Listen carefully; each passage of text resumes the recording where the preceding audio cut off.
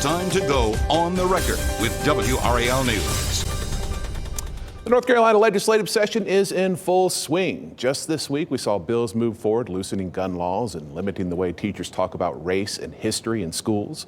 A long-awaited bill was filed to legalize mobile sports betting, and Governor Roy Cooper proposed his new state budget, which Republican lawmakers immediately rejected. State Supreme Court reheard key cases on election law, and lawmakers voted to expand Medicaid, taking a massive step on something this state has debated for more than a decade. Good evening, I'm Travis Fain, and with all this and more going on, we've gathered our NC Capitol team tonight to go through it, the people who cover this day in, day out. We start with Will Doran and Paul Spey, and we're going to bounce around a little bit here from topic to topic. Let's start with the budget, Will. So $4.3 billion more that Roy Cooper wants to spend than Republicans are going to be willing to spend, which basically means the Republicans are going to write the budget as they do every year. If you're a teacher or a state employee, you're interested in raises, all that sort of stuff.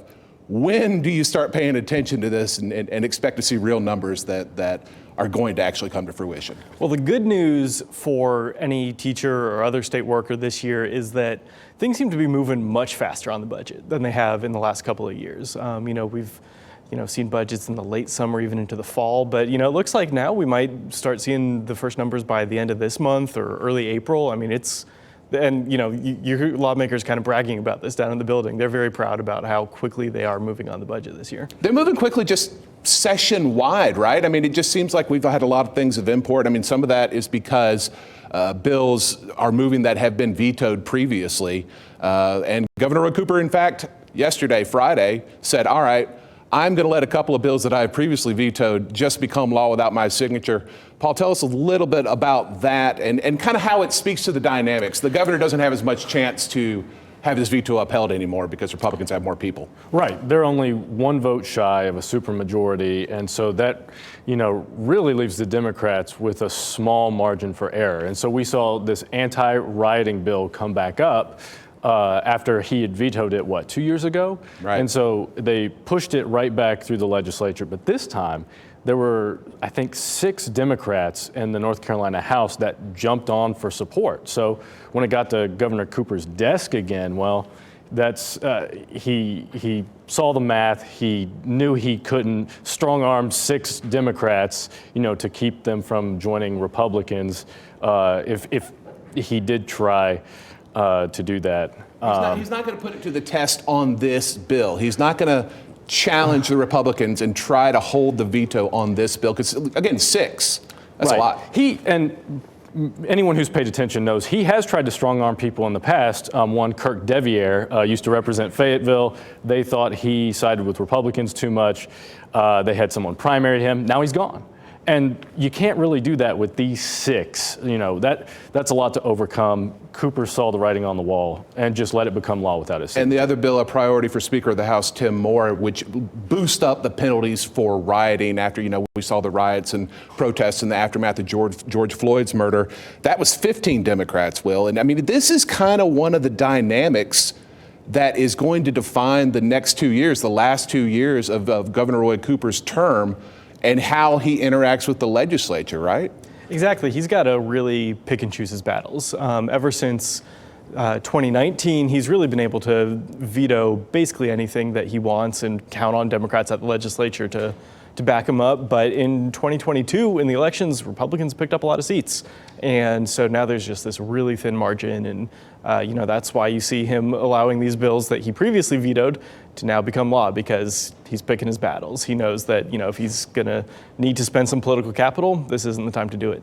Right. And it would obviously look bad, too, if he did send it back, veto it, and send it back down, and then they overrode him. It's not a good look if you want to look strong. Right. You don't want to take unnecessary L's. Although one could say that by allowing things to become law that he's vetoed in the past, I mean, he's acknowledging that publicly. So it's a bit of a distinction there, but not a heck of a one.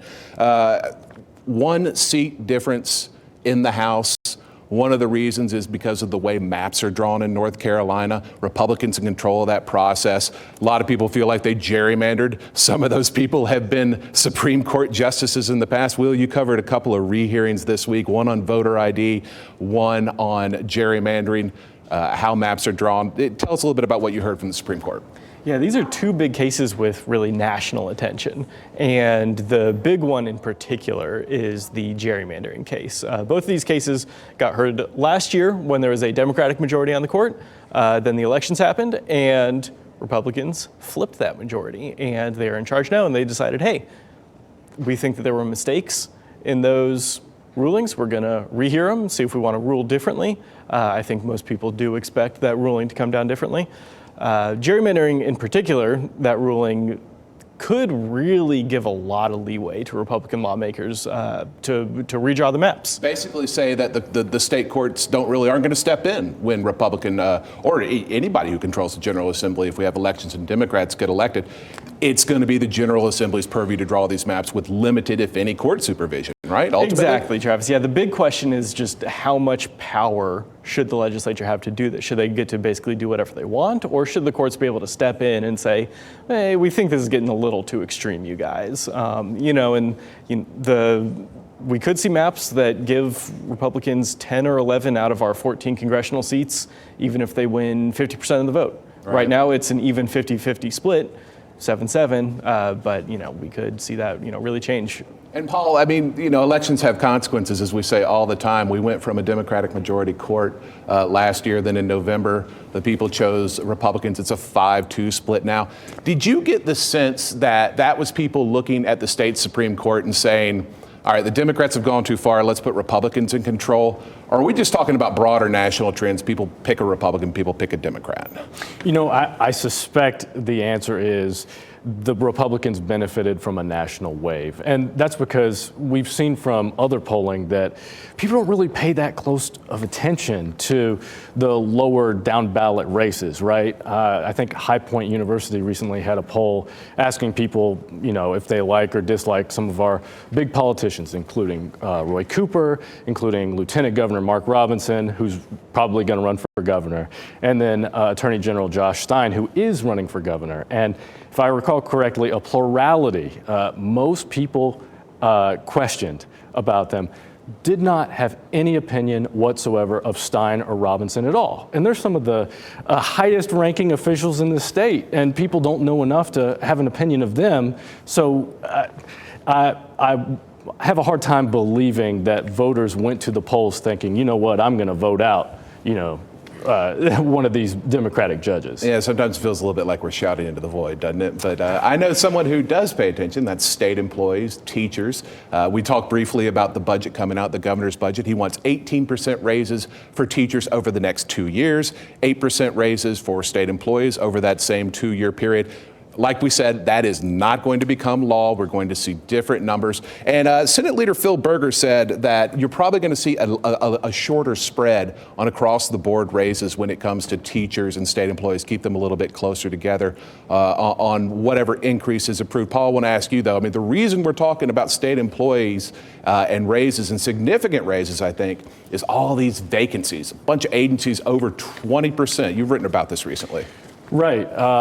There are some agencies that are seeing 10-year highs in vacancies, right? And so that's Department of Public Safety. You'll see that with Highway Patrol. They were telling us, they have some troopers who regularly go to office parks and teach people about traffic safety and things like that. And they've had to call them back from those presentations and put them on the roads just to have the roads covered at the bare minimum level. And so people are struggling. They've told lawmakers this. And you know what? This is one of the few areas where Republicans and Democrats are sort of on the same page. They're not always wanting to spend the same amount, but they at least agree that this is a priority because state services are struggling. And we're a state that's has a population that's growing. So the problem is only going to get worse if they don't address it anytime soon. Yeah, and another area of bipartisan agreement we feel like is child care. There's a child care workforce shortage, just like there are other workforce shortages in the state. Child care, it's difficult for people to get it, working parents, single parents. We think a lot of money is going to be put into that. The governor suggested, I believe it was $500 million over the next 2 years. Wouldn't be so surprised to see the legislature approve something like that.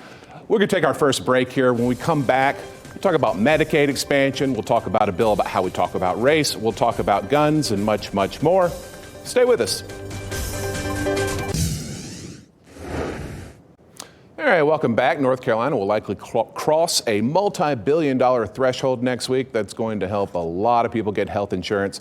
Medicaid expansion passed the state Senate this past week, almost unanimously, which is incredible after Republicans spent years railing against this program. We expect a final vote in the House next week.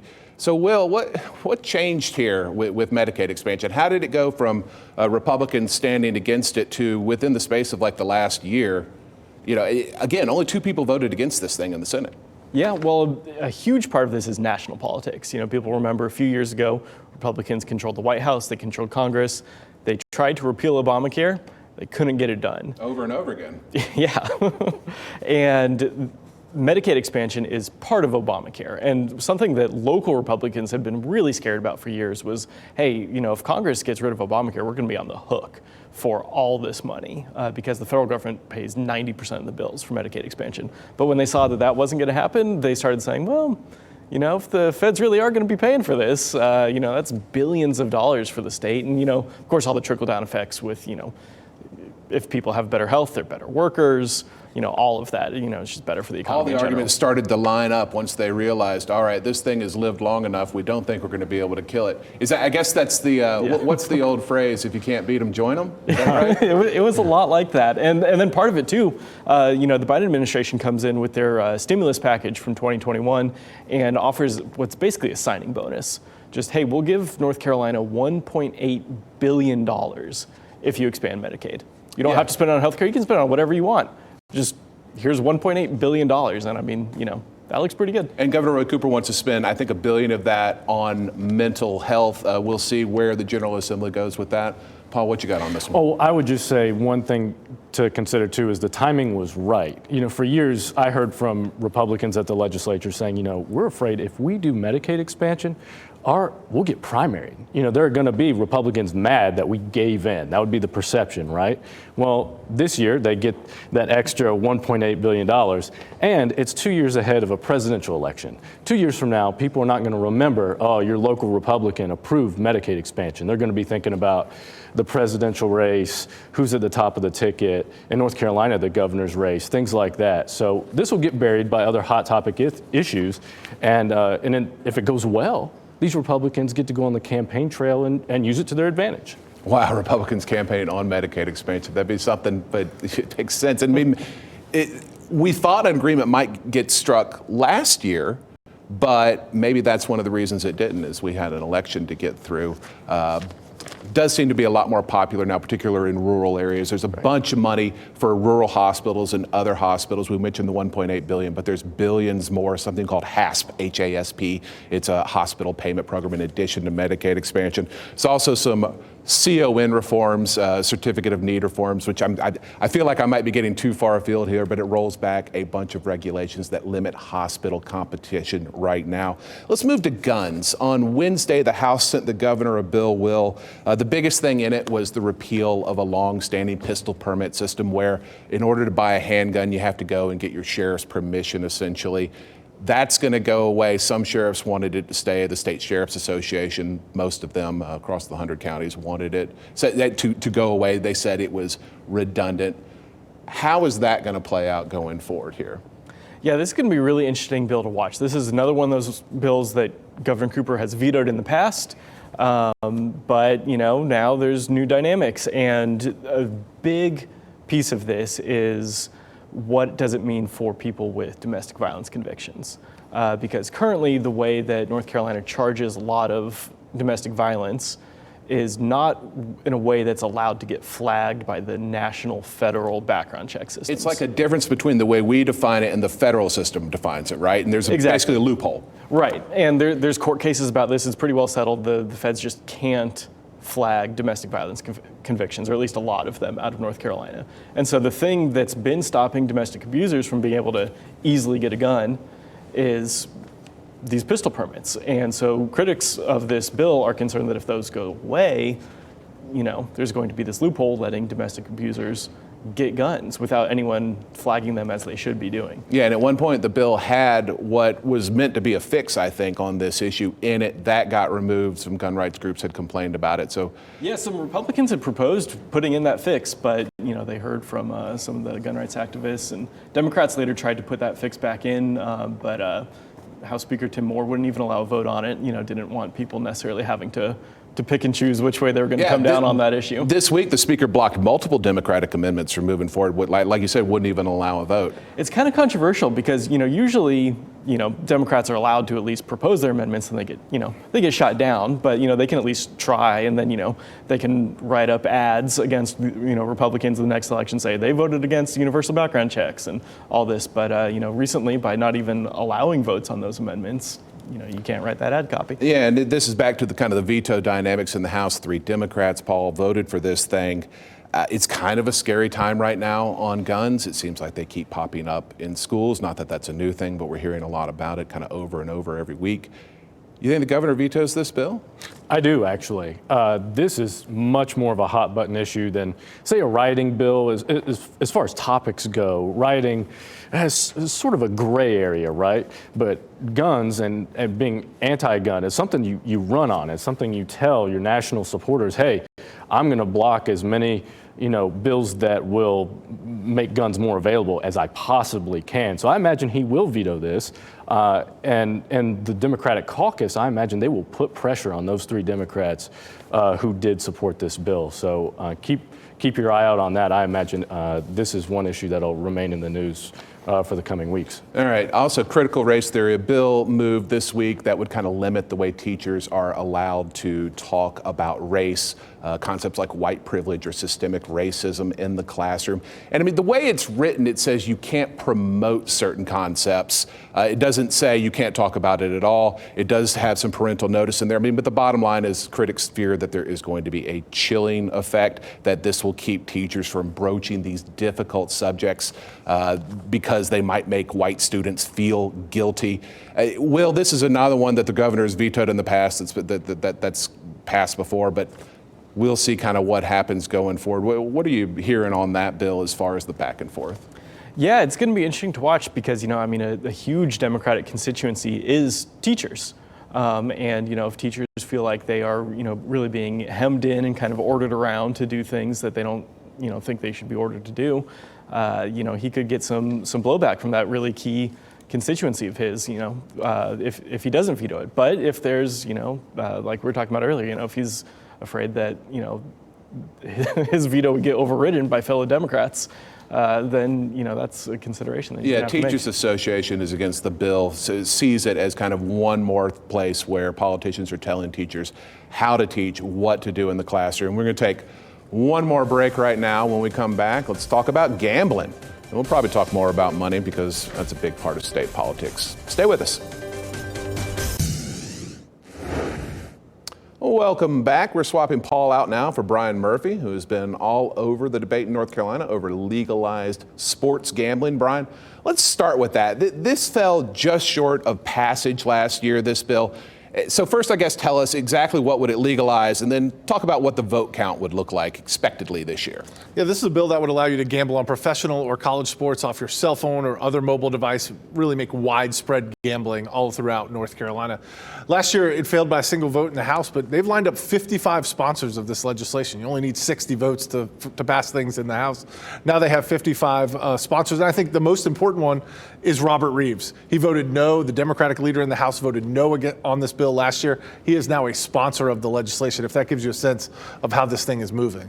Yeah, that does seem like a pretty big deal. The argument for this change, right, is that it's inevitable. Other states already allow this sort of gambling on your cell phone. Other teams, sports teams, get revenue from it in other states. People bet through shady offshore sites anyway sometimes, and so it might as well make it legal and tax it. Is that basically the argument here? Yeah, there's a revenue collection argument. There's also the pro sports teams have been backing this. Pro sports teams, and venues throughout the state have said, hey, this is a chance for us to capture more attention, to get people to come out to our venues more often. And this is something that is legal in many states, including Virginia and Tennessee. It's also legal in North Carolina. You can go to a tribal casino and bet on sports. This would just bring it to your cell phone and thus bring it to many, many more people.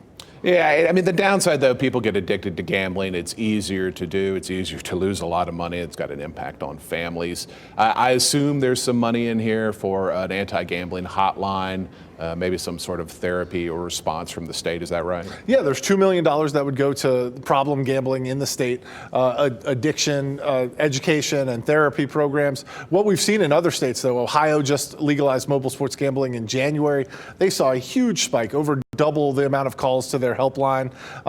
The people who argued against this bill last year, and I imagine will argue against it this year, say the societal costs are just way too high for the state to get involved in gambling in this deep of a manner. Some of them say, hey, we could put up a casino, but one casino in Raleigh or one in Charlotte, that'd be fine. But we can't allow this to get on everybody's cell phone and target anyone who has a cell phone with the ability to gamble on anything. Yeah, the people at the red light in front of me are going to be gambling on their cell phone now, aren't they? Hey, what do you guys see from the rest of this session? Give me an issue that we haven't talked about, and we haven't talked about a lot of them, either that has come up but is quiet now or is about to come up. Will, let's start with you on that.